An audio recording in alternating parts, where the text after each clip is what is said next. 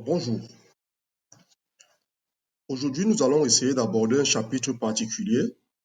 C'est un chapitre qui est très pratique à la vie courante parce que c'est un exercice que nous faisons parfois et que nous ne comprenons pas de quoi il s'agit. C'est le chapitre sur les probabilités. Alors, lorsqu'on parle de probabilité, ce qui nous vient directement à l'esprit, c'est des expériences aléatoires. Alors, ici, j'ai essayé d'illustrer deux expériences que nous connaissons tous, que nous avons au quotidien. Nous avons un dé. Nous avons tous déjà manipulé un dé. Nous avons également tous déjà manipulé une pièce de monnaie. Alors, le lancer d'un dé. Lorsque je lance un dé, tout d'abord, je ne connais pas le résultat au préalable. Quel est le chiffre qui va apparaître? C'est ça qu'on appelle une expérience aléatoire. Une expérience aléatoire, nous allons donner la définition plus bas. C'est une expérience que nous ne connaissons pas le résultat d'avance. Mais nous connaissons une chose, nous connaissons ce qu'on appelle les possibilités. Dans le lancer d'un dé, je sais que je peux avoir le chiffre 1, le chiffre 2, le chiffre 3, le chiffre 4, le chiffre 5 ou le chiffre 6. Alors l'ensemble de tous ces chiffres-là, nous allons l'appeler l'univers des possibilités, l'univers des résultats possibles. En dehors de cet univers, nous ne pouvons pas avoir un autre chiffre. Par exemple, lorsque je lance un dé, je ne peux pas avoir un chiffre 7. Je ne peux non plus avoir un chiffre 8. 0, je ne peux pas l'avoir. Donc, je ne peux qu'avoir ces six chiffres-là. Ils sont notés de 1 jusqu'à 6. C'est la même chose lorsque je fais le lancer d'une pièce de monnaie. Qu'est-ce que j'ai? J'ai soit l'élément pile, soit l'élément face. Ici, j'ai par exemple pris une pièce de monnaie turque. Vous voyez 1 pour marquer 1 lira. Une lira, c'est comme ça qu'on le dit, excusez-moi. Et au revers de la pièce, nous avons la tête du penseur, du bâtisseur de la Turquie qu'on appelait Atatürk. Alors, lorsque je lance une pièce de monnaie sur une surface, plane, j'ai soit pile, soit j'ai face. C'est les deux possibilités. Alors, une expérience aléatoire des probabilités vont nous permettre donc maintenant d'essayer de quantifier les chances de ce qu'on va appeler plus loin des événements. Mais chaque fois, ce qu'on peut retenir, c'est que nous allons travailler dans un univers. Nous allons travailler dans l'univers des possibilités qu'on va appeler oméga. Alors, définition. J'ai choisi quelques définitions ici et également en donnant les exemples que nous avons vus précédemment. Expérience aléatoire. Alors, une expérience aléatoire, je l'ai définie comme un processus dont le résultat est incertain. C'est-à-dire, comme je le disais tantôt, je manipule un dé, je ne connais pas le résultat, sauf si le dé est truqué, parce que connaître le résultat d'avance, ça veut dire que le dé est déjà pipé, le dé est truqué. Donc, je ne connais pas le résultat d'avance, je suis face à un exercice qu'on va appeler expérience aléatoire. Alors, j'ai donné un exemple, par exemple, la succession de lancer d'une pièce de monnaie ou d'un dé. C'est ce que nous avons vu plus haut. Alors, il y a également une autre définition qui est très essentielle dans ce chapitre, c'est un événement. Alors, c'est quoi un événement? Un événement est un ensemble de résultats d'une épreuve aléatoire. Alors, revenons un peu dans notre première page. Alors, je disais tantôt que lorsque je lance un dé, j'ai 6 possibilités qui peuvent apparaître. L'élément 1, 2, 3, 4, 5, 6. Nous pouvons définir dans ces 6 possibilités un événement que je vais appeler par exemple l'événement d'obtenir un nombre pair. Donc, appelons soit, soit grand A, l'événement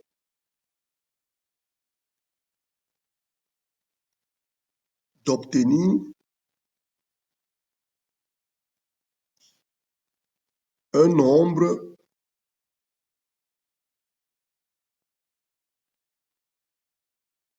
pair.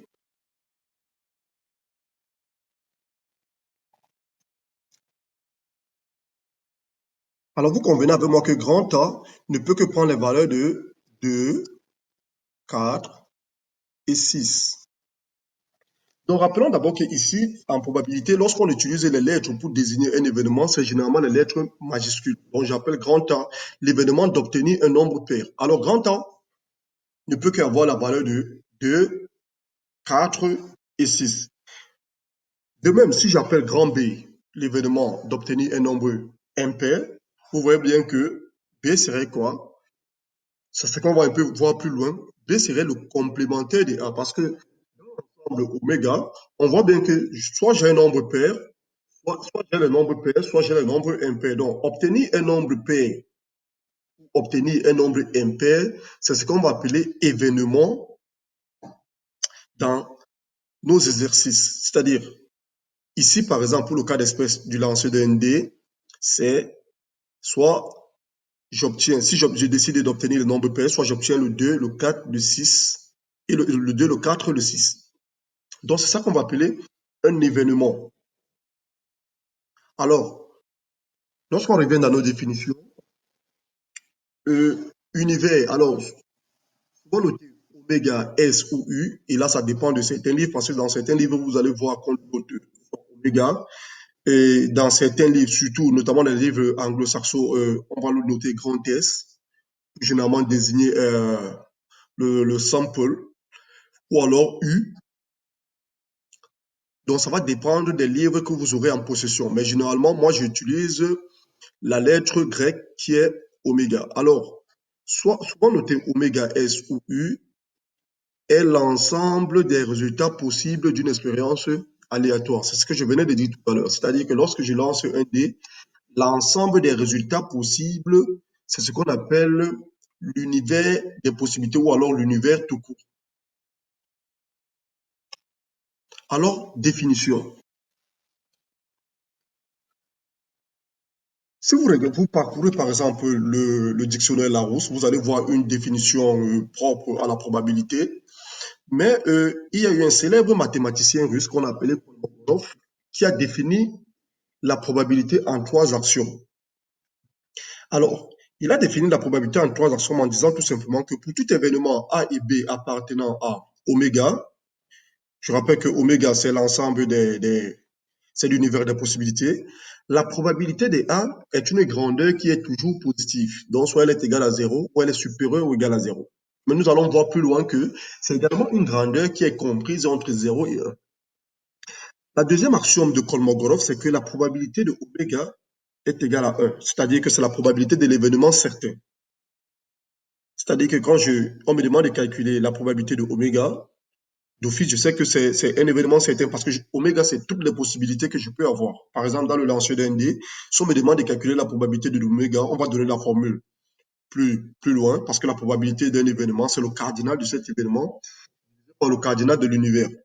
Alors, la probabilité de A est une grandeur qui est supérieure ou égale à 0 et A étant un sous-espace, étant un sous-ensemble de oméga, ça veut dire que A, c'est une grandeur qui serait également plus petite que 1. Donc, ça veut dire que le maximum, lorsque je calcule un événement, lorsque je calcule la probabilité d'un événement, le maximum ne peut que être 1. La probabilité de oméga, comme je le disais tout à l'heure, c'est la probabilité de l'événement certain qui est égale à 1. Et le troisième axiome nous dit, si l'intersection de deux événements est égale à l'ensemble vide, en d'autres termes, on peut dire que l'ensemble A et l'ensemble B sont disjoints, entre parenthèses incompatibles, alors la probabilité de la réunion n'est rien d'autre que la somme des probabilités. Alors, si j'ai deux événements qui sont disjoints, si on me demande de calculer la probabilité de la réunion, ce n'est rien d'autre que la probabilité de... Ce n'est rien d'autre que la somme des probabilités, autant pour moi. Alors, nous allons passer un peu sur certaines propriétés. Nous allons passer sur certaines propriétés, essayer de, de les démontrer si vous le voulez. Alors, la première propriété, c'est quoi? C'est ce que je vous disais tout à l'heure. C'est-à-dire que soit j'ai A et B, deux événements de oméga. Alors, la probabilité de A est une grandeur qui est comprise entre 0 et 1. Je peux illustrer ça avec le diagramme, ce qu'on appelle le diagramme de Venn. Venn, je ne sais pas si vous le connaissez, c'était un mathématicien britannique on l'a beaucoup plus connu sur son travail sur les diagrammes, qui prend notamment son nom, le diagramme de Venn. Alors, si je construis par exemple un diagramme comme ceci, un diagramme de Venn, voici par exemple A, l'ensemble A à l'intérieur, le grand ensemble, je l'appelle oméga. Alors, le petit ensemble, les grands A. Vous voyez bien que grand A n'est rien d'autre qu'un sous-ensemble de oméga. Et calculer une probabilité, c'est quoi? La probabilité de A n'est rien d'autre que le cardinal de A divisé par le cardinal de oméga. Le cardinal, c'est quoi dans un ensemble? Lorsque j'ai par exemple A, comme je disais tout à l'heure, l'ensemble des éléments pairs, si A par exemple prend la valeur de 2, 4 et 6, alors le cardinal de A ici est égal à 3. Le cardinal d'un ensemble, c'est le nombre d'éléments que contient cet ensemble. Alors vous voyez donc que le cardinal d'abord, c'est une grandeur qui appartient à grand N. Oméga également appartient à grand N. Si le cardinal est une grandeur qui appartient à grand N, donc forcément, le cardinal de A serait supérieur ou égal à 0. Maintenant, oméga, l'univers des possibilités, est également une grandeur qui appartient à grand N. Donc, ça veut dire que le cardinal de oméga également est une grandeur, lui, qui est strictement supérieure à 0. Parce que si on parle déjà de oméga, l'univers des possibilités, ça veut dire que c'est déjà différent de l'ensemble V. Alors, A est contenu, l'ensemble A, excusez-moi, j'ai pas trop d'espace, l'ensemble A est contenu dans oméga. Ça veut dire que forcément, son cardinal, le cardinal de A serait plus petit que le cardinal de oméga. Alors, si le cardinal de A est plus petit que le cardinal de oméga, et nous savons que les deux cardinaux sont des grandeurs positives, ça veut dire que le rapport des cardinaux, le cardinal de A sur le cardinal oméga, ne serait rien d'autre que plus petit que la valeur 1. Ça veut dire que si je multiplie ici, ou alors si je divise par cardinal de oméga, je viens diviser ici par cardinal de oméga, vous voyez donc que ici, ça va me donner 1, et de l'autre côté, j'aurai cardinal de A sur cardinal de oméga, qui est une grandeur qui est plus petite que 1. Donc, c'est un peu comme ça qu'on peut démontrer, si vous voulez, que la probabilité d'un événement est comprise entre 0 et 1. Parce que la probabilité d'un événement, c'est une grandeur, j'ai dit positive, lorsqu'on regarde la définition de la probabilité avec les axiomes de Kolmogorov. Et ici, vous voyez que nous avons essayé de démontrer que la probabilité d'un événement est comprise entre 0 et 1. Alors, la deuxième propriété,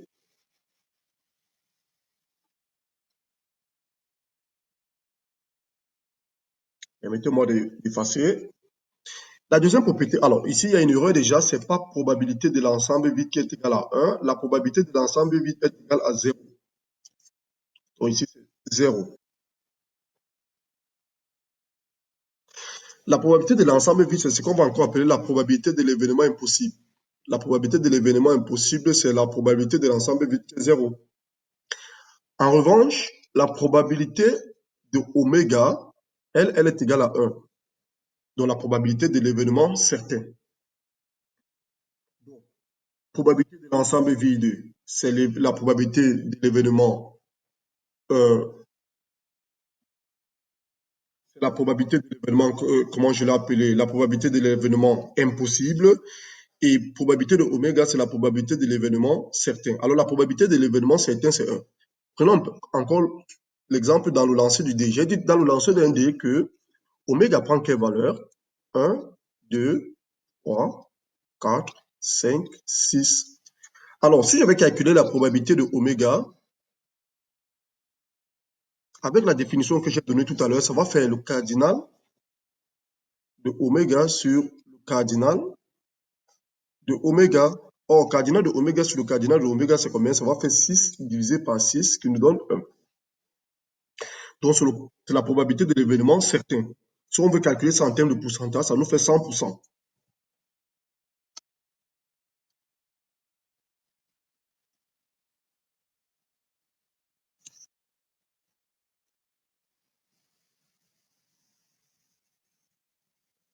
Alors,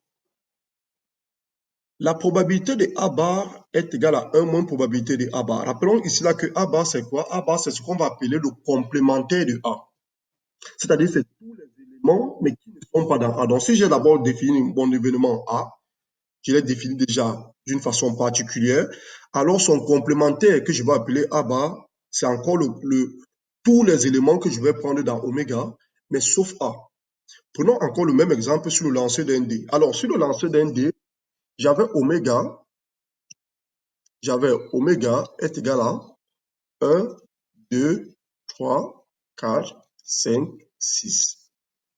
Alors, j'ai défini tout à l'heure que A, c'était quoi? L'ensemble des nombres pairs. Obtenir un nombre pair, je peux obtenir 2, 4 et 6.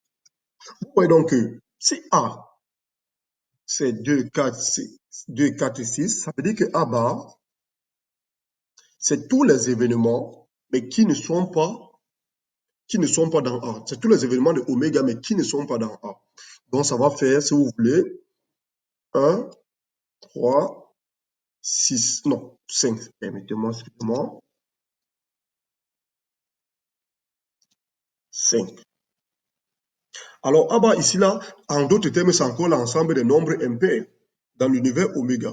Si on veut représenter ça avec le diagramme de Venn, avec un diagramme de Venn, c'est un peu ça ici. J'ai l'ensemble 2, 4, 6, 3, 1, 5. Alors ici, voici l'ensemble A. Voici tout le grand ensemble qui est oméga. Oula,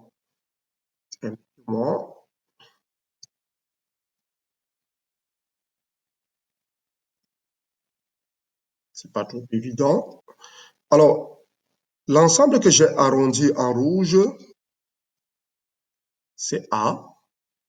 Et tous les éléments qui sont dans le grand ensemble et qui ne sont pas dans A, c'est ce qu'on va appeler A bar. A bar, c'est tous ces éléments-ci.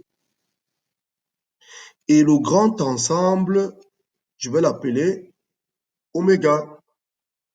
Donc, la première chose qui attire notre attention, c'est quoi? C'est que on peut dire que A union A bar est égal à oméga. Ça veut dire que l'ensemble des éléments de A que je réunis avec les éléments de A bar, tout cet ensemble me donne oméga. En d'autres termes, c'est quoi? En d'autres termes, ça veut dire que si j'applique la fonction probabilité des deux côtés, la probabilité de la réunion de A bar est égale à la probabilité de oméga. Or, nous avons dit tout à l'heure que la probabilité de oméga est égale à quoi? À 1. Donc, ça veut dire que la probabilité de A union A bar est égale à 1. Or, quand on regarde maintenant ces deux ensembles, quand on regarde l'ensemble A et l'ensemble A bar, on voit bien que ces deux ensembles qui sont incompatibles. Et d'après la définition de la probabilité, lorsque j'ai deux événements qui sont incompatibles, ça veut dire que la probabilité de la réunion me donne que la somme des probabilités. Donc, par conséquent, la probabilité de A union A bar est égale à la probabilité de A plus la probabilité de A bar, qui est égale à 1. Donc, ça veut dire que si je vais calculer la probabilité de A bar, ce n'est rien d'autre que 1 moins la probabilité de A. Donc, c'est ce qui fait en sorte que nous trouvons cette propriété-ci, La probabilité du complémentaire est 1 moins la probabilité de l'ensemble A. Donc, c'est grâce à cette démonstration-ci que nous aboutissons à cette propriété. C'est ça que j'ai essayé un peu de numérer ici en disant que car 1 est égal à la probabilité de oméga et la probabilité de A union oméga, et la probabilité de A union A bar est rien d'autre que la probabilité de A plus la probabilité de A bar. Et cette égalité découle de la définition d'une probabilité lorsque deux ensembles sont incompatibles. Donc, permettez-moi d'effacer un peu.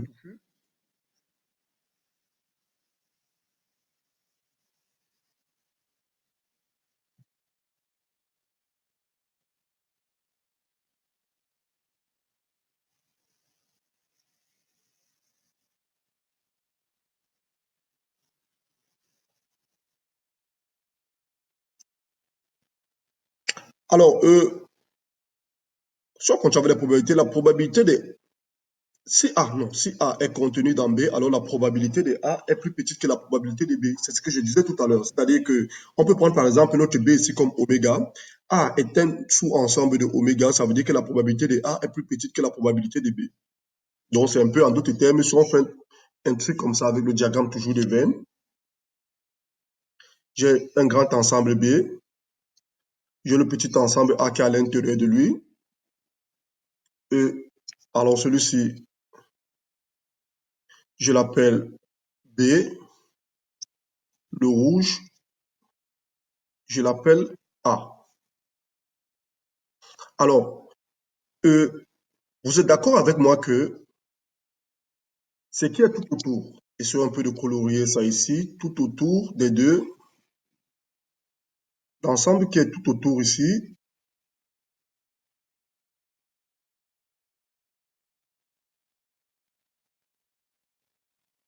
l'ensemble qui est tout autour là, comme ça, c'est-à-dire l'ensemble qui est compris entre A et B, on va l'appeler B sauf A, donc B moins A.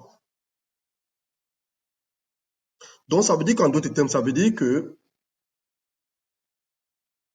B est égal à quoi? L'ensemble B n'est rien d'autre que l'ensemble B moins A union, union A. C'est ce que ça veut dire. Alors, si j'applique la fonction probabilité des deux côtés, probabilité de B est égale à la probabilité de B moins A plus la probabilité de A. Parce que les deux éléments, les deux ensembles sont disjoints.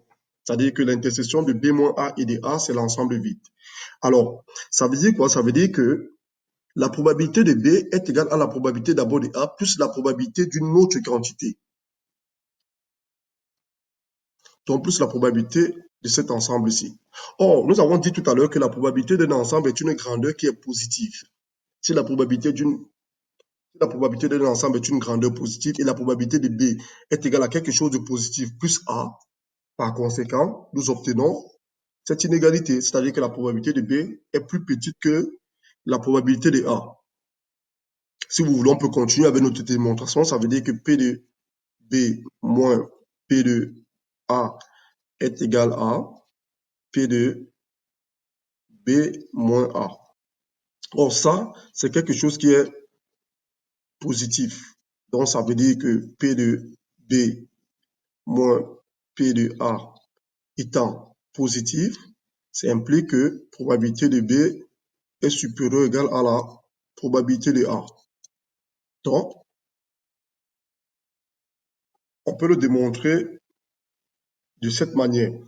Donc, c'est-à-dire que si j'ai un élément si j'ai un ensemble qui est contenu dans un grand ensemble qui est vaste plus que lui, alors la probabilité du petit ensemble est plus petite que la probabilité du grand ensemble. C'est ce que ça veut dire en d'autres termes. Alors, nous avons également une autre propriété là. La probabilité de la réunion est égale à la somme des probabilités plus moins la probabilité des intersections. Alors, même ça également, généralement, on essaie toujours de le démontrer avec le diagramme de Venn.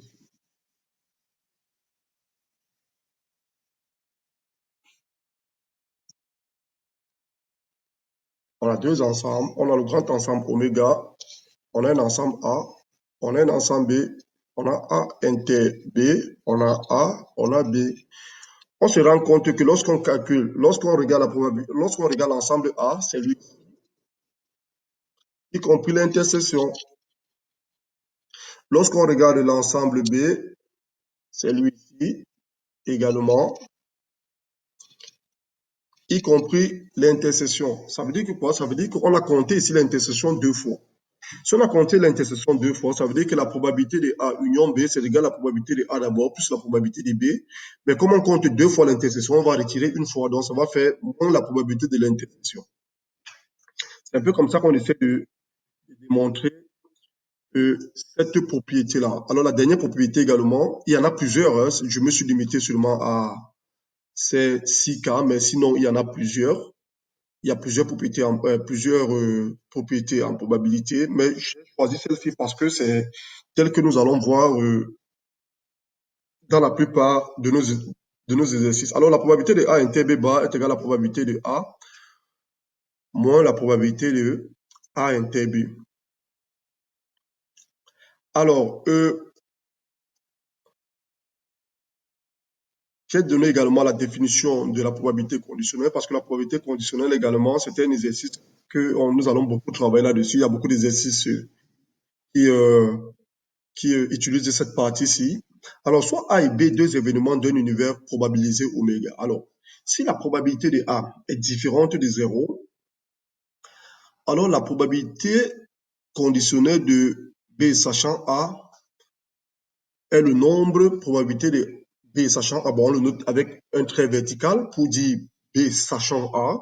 Mais dans d'autres livres, vous pouvez le voir, on pourra le noter comme ça, probabilité de B. On écrit ici A en indice. Donc, soit on peut l'écrire comme ça, soit on peut l'écrire comme ceci. Alors, la probabilité de B sachant A n'est rien d'autre que la probabilité de A et B, c'est-à-dire la probabilité de l'intersection, divisée par la probabilité de A. C'est la raison pour laquelle, comme ici, ça fait intervenir une fraction, c'est la raison pour laquelle on pose d'abord cette condition, la condition pour laquelle la probabilité de A doit être différente de 0.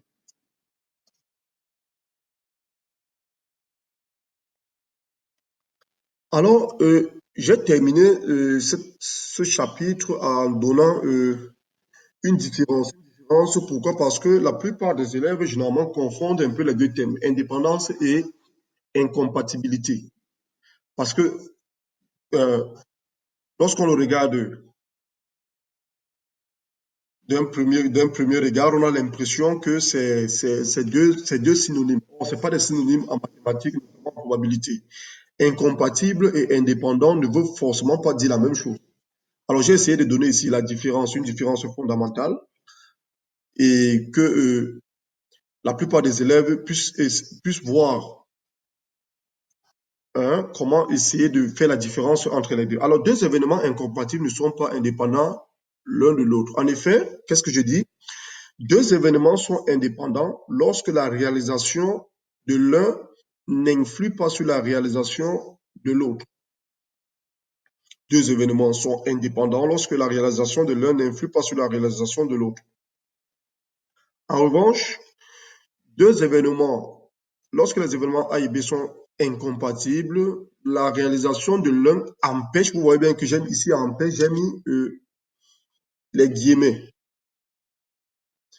La réalisation de l'un empêche la réalisation de l'autre car ils ne peuvent être réalisés simultanément. En d'autres termes, ça veut dire quoi? Ça veut dire que l'intersection ici, dans ce cas maintenant, c'est l'ensemble vide et la probabilité de la réunion des deux événements n'est que la somme des deux probabilités. C'est un peu le cas de notre dé tout à l'heure. Notre dé qui avait six faces, numérotées de 1, 2, 3, 4, 5, 6. On voit bien que si on appelle à l'événement,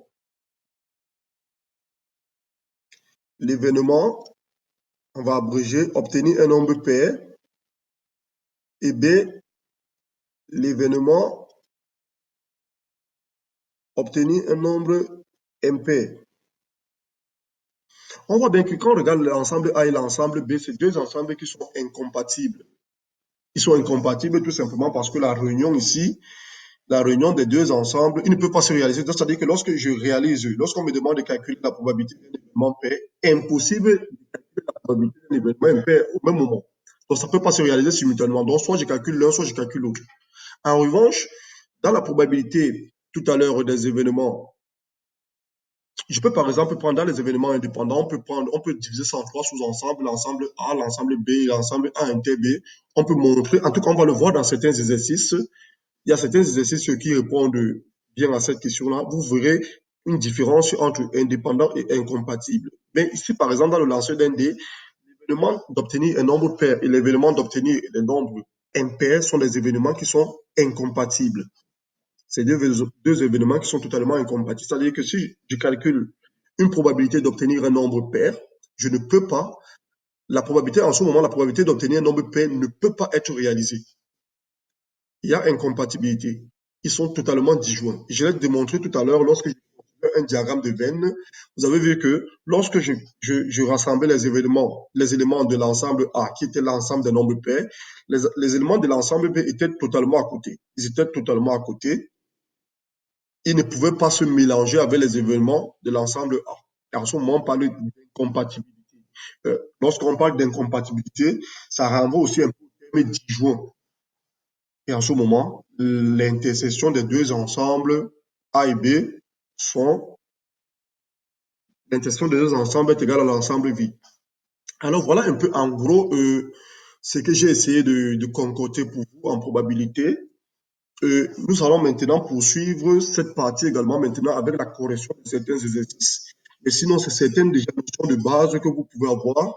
Si vous essayez de mieux les comprendre, vous pouvez les manipuler dans les exercices, calculer les différentes probabilités que vous feriez face. Alors, sur ce, je vous dis au revoir. J'espère que vous avez compris cette partie, mais si vous ne l'avez pas compris, je vous laisse le soin de poser vos questions, vos suggestions. Tous sont les bienvenus. Au revoir. Merci.